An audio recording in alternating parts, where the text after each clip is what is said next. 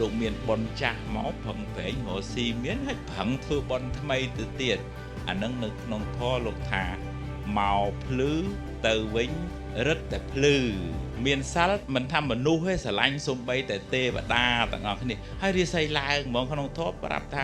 អ្នកដែលមានសិលហ្នឹងបនហូរចូលដូចជាទឹកហូរពីទីទួលមកកាន់ទីទាបអញ្ចឹងហើយមនុស្សល្អនេះពិបាករ